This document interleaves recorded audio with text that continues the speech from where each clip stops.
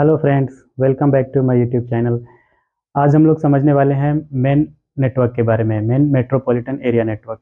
Metropolitan area network का पूरा हम लोग फिजिकल स्ट्रक्चर समझेंगे कि किस तरीके से नेटवर्क डेवलप किया जाता है।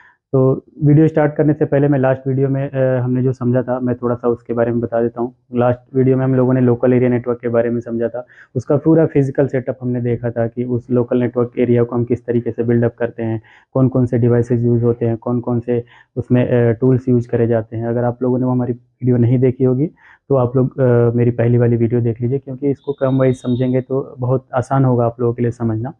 डिफ़िकल्ट नहीं होगा बिल्कुल भी, बहुत ही आसान भाषा में मैंने समझाने की कोशिश की है। और पिछले वीडियो में मैंने कुछ सवाल पूछे थे जिसका सही जवाब देना था आप लोगों को, तो उसमें से 3 लोग सेलेक्ट किए गए हैं हमारी तरफ से जिन्होंने सही जवाब दिया है। तो उन तीनों लोगों का नाम जो है इस वीडियो के एंड में डिस्प्ले होगा। तो आप लोग इस वीडियो को देखते रहें और एंड में वेट करें। जिसका भी नाम डिस्प्ले किया जाता है तो वो लोग इस लास्ट वीडियो के विनर होंगे और उन लोगों को डायरेक्टली मैसेज करना होगा। हमारे जो भी नंबर है मेरा, उस नंबर पे व्हाट्सअप करेंगे, आप अपना कंप्लीट एड्रेस आप लोग भेजेंगे ताकि हम आपका जो गिफ्ट हैम्पर है वो आपको भेजा जा सके। इस वीडियो में भी सेम पिछले वीडियो की तरह ही इस वीडियो से रिलेटेड एक सवाल पूछा जाएगा और उसका सही जवाब आप लोगों को देना है। जो भी सही जवाब देंगे वो सिलेक्ट किए जाएंगे और उनको भी हमारी तरफ से गिफ्ट हैम्पर दिया जाएगा। तो इस वीडियो को ध्यान से देखें, वीडियो बिल्कुल भी स्किप नहीं करना है और एंड तक देखना है। चलिए स्टार्ट करते हैं आज का वीडियो।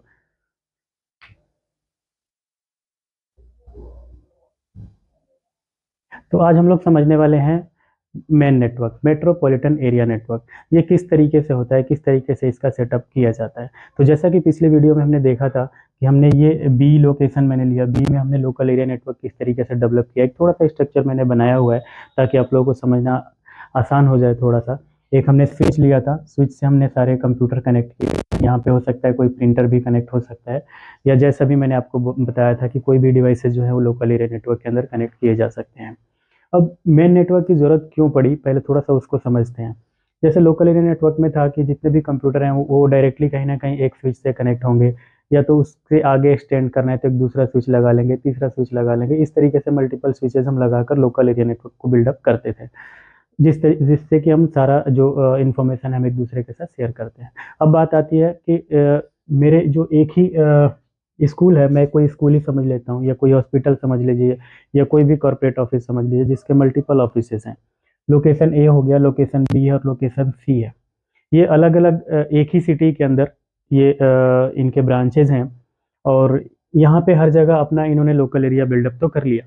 तो सी वाली जो लोकल एरिया नेटवर्क है, यहाँ पे जो भी इंफॉर्मेशन होती है वो लोग आपस में शेयर कर लेते हैं। अब ये चूंकि ये सारे के सारे जो ब्रांच है एक ही ऑनर का है, एक ही स्कूल का, एक ही हॉस्पिटल का है, तो ये चाहते हैं कि भाई मेरा जो ये नेटवर्क है ये दूसरे से भी कनेक्ट हो जाए और वो लोग आपस में एक दूसरे से अपना डेटा शेयर कर सकें। या सी लोकेशन है वो भी, जो मेरा ब्रांच है वो भी मेरी इन्फॉर्मेशन आपस में हम लोग एक दूसरे के साथ एक्सचेंज कर सके। तो इसके लिए क्या होगा, अब ऐसा तो पॉसिबल नहीं है। अगर इसकी डिस्टेंस मैं एक बार के लिए मान लेता हूँ, इसका टोटल जो डिस्टेंस है वो 10 किलोमीटर है। ठीक है, अब एक ऐसी एक दूसरी लोकेशन मान लेते हैं कि ये लोकेशन है फॉर एग्जांपल 15 किलोमीटर है। यानी कि एक बिल्डिंग से बाहर हो गया। अब मेरे को अगर यहाँ पे लोकल एरिया के तौर पे अगर मैं नेटवर्क आगे की तरफ बढ़ाना चाहूँ तो टेक्निकली पॉसिबल नहीं है, क्योंकि 5 किलोमीटर, 10 किलोमीटर या 15 किलोमीटर के दूरी में कितने सारी सड़कें आएंगी, कितने खेत होंगे, वहाँ पे हम स्विचेज नहीं लगा सकते, पावर का अरेंजमेंट नहीं हो सकता। बट फिर भी हमारे को ये नेटवर्क जो है आपस में शेयर करना है। और एक चीज़ आपको बता दूं, जैसा कि लास्ट वीडियो में बताया था, अभी मैं इंटरनेट को साइड में रखता हूँ, यहाँ पे इंटरनेट में इंक्लूड नहीं कर रहा। मैं ये ऐसा मान के चलता हूँ कि मेरे पास कोई इंटरनेट नहीं है कहीं पे भी, और मेरे को एक दूसरे के साथ अपना इन्फॉर्मेशन जो है वो शेयर करना है। तो अब ये कैसे करें टेक्निकली, अगर आप देखेंगे आपने लोकल एरिया नेटवर्क का स्ट्रक्चर समझ लिया है, उसके बाद भी आप इसको अलग अलग ब्रांचेज को कनेक्ट नहीं कर सकते क्योंकि डिस्टेंस ज़्यादा है। यहाँ पे 15 किलोमीटर, यहाँ पे 10 किलोमीटर है। तब बात आती है कि इसको कैसे कनेक्ट किया जाए। तो आज का टॉपिक भी बेसिकली यही है। तो आज हम समझेंगे कि इसको किस तरीके से कनेक्ट किया जा सकता है। तो इसको कनेक्ट करने के लिए हम दो तरीकों के बारे में आज मैं बताने वाला हूँ आपको। पहला होगा आरएफ, जिसको रेडियो फ्रीक्वेंसी बोलते हैं, कुछ लोग वायरलेस भी बोलते हैं। तो हम वायरलेस के थ्रू एक दूसरे लोकेशन को कनेक्ट कर सकते हैं। वो कैसे, उसके बारे में देखते हैं। फॉर एग्जाम्पल मेरा ए लोकेशन है, ये मेरा हेड ऑफिस है, ये मेन ब्रांच है। यहाँ पे मेरा कोई भी सर्वर लगा हुआ है जो कि लोकल नेटवर्क से कनेक्टेड है। अब इस सर्वर पे ही सारा मेरे पास डेटा पड़ा हुआ है। इसी सर्वर से मैं चाहता हूँ कि मेरा ये सी वाला जो ब्रांच है वो भी ये सारी इन्फॉर्मेशन यहीं से ले सके, और बी वाला जो ब्रांच है मेरा वो भी यहीं से सारी इन्फॉर्मेशन ले सके। इंटरनेट नहीं है अभी इनके पास। तो हम क्या करेंगे, सबसे पहले अगर हम बात करते हैं आरएफ की, कि अगर मेरे को ये आरएफ के थ्रू कनेक्ट करना है, आरएफ बोले तो रेडियो फ्रीक्वेंसी, या हम वायरलेस भी लोग बोल देते हैं। तो इसके लिए क्या करना रहता है कि हमारे को एक यहाँ पे छत पे एक या तो पोल लगाई जाती है, या तो पोल लगाया जाएगा दोनों साइड पे, या फिर एक टावर लगाया जाता है। ये पोल हो गया। हाइट जो है वो डिपेंड करता है फिजिबिलिटी के ऊपर, कि जब हम फिजिबिलिटी चेक करते हैं, एलओएस जब चेक करते हैं, लाइन ऑफ साइट जब उसकी चेक करी जाती है, तो हमें पता चलता है कि वहाँ पे टावर हाइट की कितनी ज़रूरत है, कितना बड़ा टावर होना चाहिए। वो सारा कुछ फिजिबिलिटी का पार्ट है, एलओएस का पार्ट है। एलओएस के लिए मैं अलग से एक वीडियो बनाऊंगा जिसमें आप लोगों को एलओएस के बारे में कंप्लीट डिटेल बताऊंगा कि लाइन ऑफ साइट कैसे चेक की जाती है, कौन कौन से सॉफ्टवेयर का इस्तेमाल किया जाता है, कौन से टूल्स होते हैं जिसके थ्रू हम लोग देख सकते हैं। बट अभी हम सिर्फ ये समझेंगे कि वायरलेस से किस तरीके से कनेक्ट किया जाता है। तो हमने फॉर एग्जांपल यहाँ पे मेरे को टावर की ज़रूरत थी, एक एक सेक्शन 3-3 मीटर के होते हैं। फॉर एग्जांपल हमारे को 6 मीटर का टावर लगाना पड़ा, तो हमने 6 मीटर का यहाँ पे टावर प्लेस कर दिया। यहाँ पे हमने कोई पोल से ही काम चल जाता है, तो हमने पोल लगा लिया। ये एक्चुअल में ज़रूरत क्यों होती है? वो इसलिए कि लाइन ऑफ साइट ये बिल्कुल यहाँ से यहाँ तक क्लियर होना चाहिए, इसके बीच में कोई भी ऑब्स्ट्रक्शन नहीं होना चाहिए। लाइक कोई बिल्डिंग नहीं आनी चाहिए इसके अंदर क्योंकि इसके बीच में आती हो, राइट। या कोई ऐसा कोई हाई टेंशन तार नहीं हो जिसकी फ्रीक्वेंसी की वजह से हमारा लिंक ना चल पाए, तो वो भी सारी चीज़ें देखनी पड़ती है। तो हम लोग फिजिबिलिटी वाले पार्ट में कवर करेंगे इन सारी चीज़ों को। अभी फिजिकल सेटअप किस तरीके से होगा, तो हमने देख लिया भाई ठीक है, यहाँ पे 6 मीटर का पोल चाहिए, यहाँ पे 3 मीटर का पोल से मेरा काम चल जाता है। तो मैं क्या करूँगा, दोनों साइड पे डिवाइसेस लगाएंगे। वो डिवाइसेस किस तरीके के होंगे, जैसा कि एक इस तरीके का डिवाइसेस होगा, डिवाइस होता ही है, इसको हम लोग वायरलेस डिवाइस बोलते हैं। तो एक यहाँ पे डिवाइस लगाई जाती है, सेम इस तरीके से इसी डायरेक्शन में एक दूसरी डिवाइस लगाई जाती है। तो ये डिवाइस अलग अलग तरीके के आते हैं, अलग अलग कंपनीज का आता है। वो डिपेंड करता है आपका डिस्टेंस कितना है, उसके हिसाब से इस डिवाइस का सिलेक्शन होता है।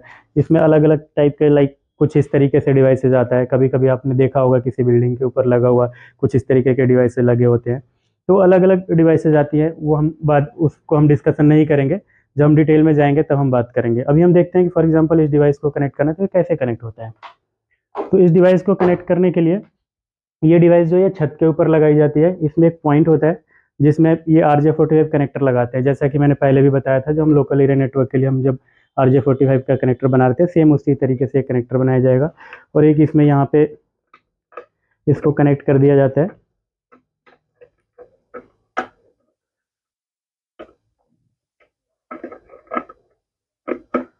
कुछ इस तरीके से वायरलेस ये ऊपर कनेक्ट हो गया, और ये इसका दूसरा पॉइंट जो है वो सीधा नीचे आ जाता है। इसकी जो लेंथ है वो मैक्सिमम 90 मीटर तक रखनी होती है, 90 मीटर से ज़्यादा हम नहीं रखेंगे, कोशिश करेंगे उससे भी छोटा रहे, ताकि हमारे को कोई भी लॉसेज ना आए उसके अंदर। तो एक हमने यहाँ पे लगा देता है। दूसरा जो सिरा होता है इसका हम एक पीओई के अंदर लगाते हैं। इस तरीके का पीओई होता है जिसमें दो पॉइंट होते हैं जहाँ पे दो RJ45 कनेक्टर लगाया जा सकता है। एक के ऊपर आप देखेंगे तो पीओई लिखा होता है, पावर ओवर ईथरनेट होता है इसका मतलब। एक लेन होता है जो लोकल एरिया नेटवर्क होता है, वो तो आप लोग सब जानते ही हैं। तो हम पीओई वाली केबल को, जो ऊपर से नीचे तक आ रही है केबल, हम उसको पीओई में लगा देंगे लाइक दिस। भाई एक डिवाइस ये मेरा छत पे लग गया, नीचे हमने 80-90 मीटर तक हम लेकर आ गए, और ये जो हमारा नीचे आ गया सर्वर रूम के पास तक, जहाँ पे भी हमारा नीचे सेटअप है। फॉर एग्जांपल ये ए वाली लोकेशन है, तो ए वाला जो स्विच का एक पॉइंट होगा, हम इसी स्विच में इसका दूसरा एंड जो है उसको कनेक्ट करेंगे। तो पीओई से हमारी पावर ऊपर चली गई। दूसरा हमारा जो लेन वाला पोर्ट है, उससे हम यहाँ पे लेन वाली केबल को कनेक्ट करेंगे, और ये सीधा का सीधा जैसे है हम जो नेटवर्किंग करते हैं लोकल नेटवर्किंग, तो ये इसी स्विच के अंदर कनेक्ट हो जाएगा, राइट। तो जैसे इस स्विच के अंदर एक लैपटॉप कनेक्ट करते थे या एक डेस्कटॉप कनेक्ट करते थे, सेम उसी तरीके से ये डिवाइस जो है वो कनेक्ट हो जाएगा। ये कनेक्ट होते ही आपका नेटवर्क जो था यहाँ से उठ के आपका यहाँ तक आ गया। हमने एक यहाँ पे डिवाइस प्लेस कर लिया। अब इसमें से केबल आई और यहाँ पे एक पीओई लगा। पीओई का एक पॉइंट यहाँ पे चला गया, दूसरा पॉइंट इसका लेन का था, तो लेन वाले पोर्ट से एक हमने डायरेक्ट स्विच को कनेक्ट कर दिया, राइट। और जैसे ये कनेक्ट किया, हमारी सिग्नल जो है यहाँ पे आ गया है। अब हम क्या करेंगे, दूसरे एंड पे भी सेम इसी तरीके का डिवाइस प्लेस किया जाएगा। जैसा कि ये डिवाइस हमने यहाँ पे लगाया था, सेम उसी तरीके से यह ऊपर डिवाइस लगेगी, और वहीं से ही हम इसको वायर के थ्रू इसको कनेक्ट कर देंगे, जो कि 80-90 मीटर से ज़्यादा नहीं रखना है। और सीधी जो नीचे केबल आ जाएगी वो केवल यहीं पे पीओई के पोर्ट पे कनेक्ट किया जाता है, और जो दूसरा लेन पोर्ट है वो लेन को उठा के हम लोग डायरेक्टली इनके स्विच में डाल देंगे, राइट। तो ये हो गया इसका फिजिकल सेटअप। अब इसके बीच में कॉन्फ़िगरेशन का पार्ट आ जाता है कि हम इसको कॉन्फ़िगरेशन कैसे करें। तो इसको दो मोड से कॉन्फ़िगर किया जाता है। एक डिवाइस को जो मास्टर डिवाइस होता है उसको कुछ लोग मास्टर बोलते हैं, कुछ एपी भी होता है जिसको एक्सेस पॉइंट बोला जाता है, और दूसरी साइड जो डिवाइस लगाया जाएगा उसको स्लैब बोलते हैं या सीपी बोलते हैं, कस्टमर प्रोमाइसेस इक्विपमेंट। तो इसकी कॉन्फ़िगरेशन उसी के हिसाब से होती है। इसमें डिसाइड करना होता है कि मेरे को फ्रीक्वेंसी कौन सी चलानी है, चैनल विड्थ कौन सा रखना है। इसके लिए हम अलग से एक वीडियो बनाएंगे जिसमें हम लोग वायरलेस के बारे में कंप्लीट डिटेल आपसे शेयर करूंगा मैं, किस तरीके से ये कॉन्फ़िगरेशन किया जाता है। अभी सिंपल हम समझते हैं कि इसका फिजिकल सेटअप कैसा होगा। तो फिजिकल सेटअप मैंने बता दिया कि एक यहाँ पे हमने डिवाइस लगा दिया, एक दूसरा डिवाइस हमने यहाँ पे लगा, हमने यहाँ पे पीओई स्विच पीओई लगाया था जिसमें दो पोर्ट थे, एक लेन का पोर्ट था। ये पीओई वाले पोर्ट से सीधी ऊपर चली गई डिवाइस के अंदर, और लेन वाले पोर्ट से हमने एक स्विच को कनेक्ट कर दिया, राइट। सेम इसी तरीके से जैसा हमने यहाँ पे किया था। अब हम इसके बीच की कनेक्टिविटी बना लेंगे। जैसे ये कनेक्ट होता है, अब यहाँ से और इसके बीच में कनेक्टिविटी बन गई है आपकी, राइट। अब कोई भी इंफॉर्मेशन यहाँ से कोई बंदा चाहे कि यहाँ पे मेरा सर्वर लगा हुआ था, इसका डेटा मेरे को चाहिए, इसकी इन्फॉर्मेशन मेरे को चाहिए, तो यहाँ से बैठ के कनेक्ट हो सकता है, just like local area network. जैसा लोकल एरिया नेटवर्क में सारे कुछ कर सकता है, सेम उसी तरीके से अब ये मेन नेटवर्क के अंदर होने की वजह से वो सारी की सारी इन्फॉर्मेशन यहाँ से एक दूसरे के साथ एक्सचेंज किया जा सकता है, सब कुछ किया जा सकता है। तो ये लोकल नेटवर्क को ही आप समझ लिए बड़ा कर दिया हमने इसको मेन नेटवर्क में कन्वर्ट करके हम लोग वायरलेस के थ्रू यहाँ तक कनेक्ट हो चुके हैं। तो इस तरीके से होता है इसका फिजिकल सेटअप। अब हम बात करते हैं दूसरे मीडियम के, कि दूसरा मीडियम क्या होगा कनेक्ट करने के लिए। अगर फॉर एग्जांपल यहाँ पे कोई बिल्डिंग आ जाती है, काफ़ी बड़ी बिल्डिंग है, मल्टी स्टोरी बिल्डिंग है, और ये बीच में आ जाती है जो कि लाइन ऑफ साइट को ब्रेक करती है, जो एलओएस को ब्रेक करती है। अगर यहाँ पे नहीं चल पाता तो क्या करते हैं, हमारे पास अल्टरनेट क्या है। तो ये तो क्लियर हो गया था। हम इस पे एग्जांपल के माध्यम से समझते हैं कि इसको किस तरीके से कनेक्ट किया जा सकता है अगर इसमें कोई भी ऑब्स्ट्रक्शन होगा बीच में। तो ये वाला पॉइंट तो क्लियर हो गया था आपका कि वायरलेस पे फिजिबल है, और हमने इसको चला दिया, ये कनेक्ट हो गया, और आपस में ब्रांच ए और ब्रांच बी दोनों आपस में एक दूसरे के साथ कनेक्टेड हैं, और वो अब एक दूसरे के साथ सारी इन्फॉर्मेशन शेयर कर सकते हैं। अब हम बात करते हैं इस लोकेशन की, सी की, और मैं ऐसा मान लेता हूँ कि यहाँ पे कोई बिल्डिंग है जिसकी वजह से इसका लाइन ऑफ साइट जो है वो क्लियर नहीं है, हम वायरलेस पे नहीं जा सकते हैं। तो हमारे पास क्या ऑप्शन है, तो हम क्या करेंगे एक फाइबर लेते हैं। फाइबर इस लोकेशन से इस लोकेशन के बीच में एक फाइबर डालेंगे। अगर ये 15 किलोमीटर का डिस्टेंस है तो 15 किलोमीटर का हमारे को फाइबर डालना होगा जी, 15 किलोमीटर तक के हम फाइबर डालेंगे। और फाइबर में अलग अलग तरीके की फाइबर आती है, तो हम फाइबर के बारे में बहुत ज़्यादा डिटेल में नहीं समझेंगे। इसके अंदर एक फाइबर के अंदर ये दो वायर दिख रही हैं आपको, तो इसको टू कोर बोलते हैं, इसको कोर बोलते हैं। जितने भी वायर होंगे इसके अंदर उसको वायर नहीं कोर बोला जाता है। तो ये 2 कोर की फाइबर है, ऐसी 4 कोर की आती है, 6 कोर की आती है, 12 कोर की आती है, 96 कोर की भी आती है। जनरली आप लोगों ने देखा होगा सड़क के साइड साइड में कभी खुदाई हो रही होती है और गड्ढे कर करके उसमें फाइबर डाली जा रही होती है, तो ये यही फाइबर होती है। वो बड़ी फाइबरें होती है, 96 कोर की हो सकती है, 48 कोर की हो सकती है, तो मल्टीपल टाइप की फाइबर्स आती हैं। या आपने सड़क के किनारे देखा होगा कई बार बिजली के पोल के साथ साथ कुछ इस तरीके की ब्लैक केबल जा रही होती है, आपको नहीं पता होता क्या है। तो आज ये वीडियो देखने के बाद आपको क्लियर हो जाएगा कि ये फाइबर केबल होती है, जो कि ओवरहेड ही डाली जाती है, हवा में ही हैंग करके लेकर जाया जाता है इसको। तो हम यहाँ से लेकर यहाँ तक इसको लेकर जा सकते हैं, राइट। अब ये कनेक्ट कैसे होगा इसके बारे में भी थोड़ा सा समझ लेते हैं। तो ये फाइबर तो डाल दी, अब ये फिजिकली कैसे कनेक्ट किया जाएगा, ये तो फाइबर है। तो मैं आपको बता दूं कि जितने भी कोर होते हैं, फॉर एग्जांपल ये मेरा कोर है, तो इसको ज्वाइंट करने के लिए एक मशीन आती है जो कि स्प्लाइसिंग मशीन बोलते हैं। तो एक साइड इसको क्लीन करके और दूसरी साइड जो ये पैच कोड होता है उसको बीच से कट कर दिया जाता है, और यहाँ से भी क्लीन करके दोनों को एक साथ ज्वाइंट कर दिया जाता है। तो ज्वाइंट करने के बाद कुछ इस तरीके का बन जाएगा, राइट। अब ज्वाइंट करेंगे तो इसको रखेंगे कहाँ, है तो बहुत कमज़ोर होती है, ये तो टूट सकती है बिल्कुल भी। तो इसके लिए एक आपको फाइबर मैनेज करने के लिए एक बॉक्स आता है जिसको अलग अलग तरीके का आता है। कोई इसको जेसी बॉक्स बोलते हैं, अंदर रखते हैं तो उसको एफएमएस बोलते हैं, फाइबर मैनेजमेंट सिस्टम बोलते हैं। घरों में लगाते हैं तो एक छोटा सा लगाते हैं ताकि वो दिखने में भी थोड़ा अच्छा हो।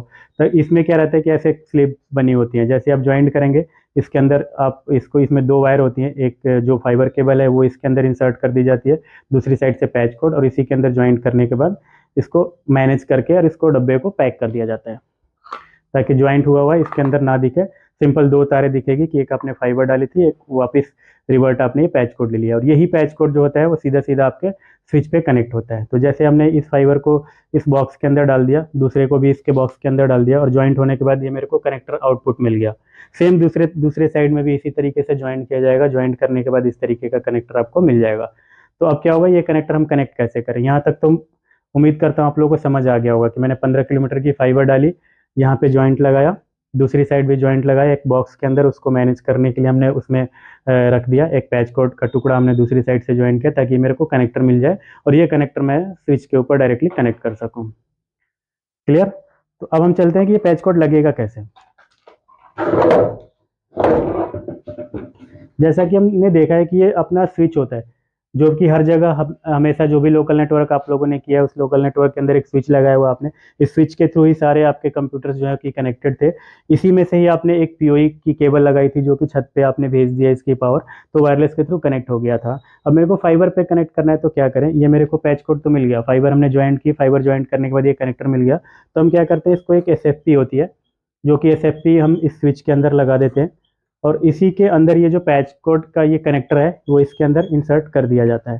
तो जैसे ही आप इंसर्ट करेंगे तो ये अपना फाइबर यहाँ से थ्रू हो जाएगी। अब चूंकि आगे आपने ज्वाइंट कर रखा है तो ज्वाइंट होने की वजह से डायरेक्ट फाइबर आपकी 15 किलोमीटर दूर जाके इसकी पावर आपको वहाँ पे रिसीव हो जाएगी। तो दूसरे एंड पे भी क्या करेंगे कि ऐसे ही सेम ज्वाइंट किया होगा, जैसे मान लीजिए बी लोकेशन थी, अब ये ए लोकेशन के साथ भी आपने ऐसे ही कर दिया, यहाँ पे भी आपकी फाइबर आ गई थी, यहाँ से 15 किलोमीटर दूर आपने फाइबर जोड़ा था, तो ये कनेक्टर आपको आउटपुट मिला था, ये भी आपने स्विच के अंदर लगा दिया। तो अभी क्या हुआ कि ये हमने फाइबर के थ्रू हमने इसको कनेक्ट कर लिया, ये सी और ए के बीच में, ए और सी के बीच में हमने इसको ऑप्टिकल फाइबर के थ्रू हमने कनेक्ट कर दिया। यहाँ पे हमने ज्वाइंट लगाया था और यहाँ से एक पैच कोड निकाली थी हमने, और ये पैच कोड सीधा स्विच के फाइबर पोर्ट पे हमने डाल दिया था। ये फाइबर है सीधी सीधी, यहाँ पे भी हमने एक ज्वाइंट बॉक्स लगाया था, यहाँ से पैच कोड निकली थी और ये पैच कोड जाके सीधी स्विच पे कनेक्ट हो गई थी। अब इसमें कोई भी वायरलेस नहीं है, कोई कुछ नहीं है, सीधी फाइबर के थ्रू आपने कनेक्टिविटी दे दी। अब ए और सी जो है ये लोकेशन फाइबर के थ्रू कनेक्टेड है, ए और बी वाली लोकेशन जो है वो वायरलेस के ऊपर कनेक्टेड है। तो इससे क्या हुआ कि ए के पास ये हेड ऑफिस है आपका, यहाँ पे कोई भी सर्वर लगाते हैं, कुछ भी इंफॉर्मेशन ऐसी रखते हैं जो कि उन लोगों को जरूरत पड़े तो अपने आप ले सके, हर बार उनको किसी को बोलना ना पड़े कि भाई ऐसे करो वैसे करो, सीधा नेटवर्क पे डाल दिया, एक सर्वर पे डाल दिया। अब इनको जब फ्री हो, जब जो जैसे जरूरत होगी वो एक अपनी इन्फॉर्मेशन सारी यहाँ से ले सकते हैं। तो यही था बेसिकली मेन नेटवर्क।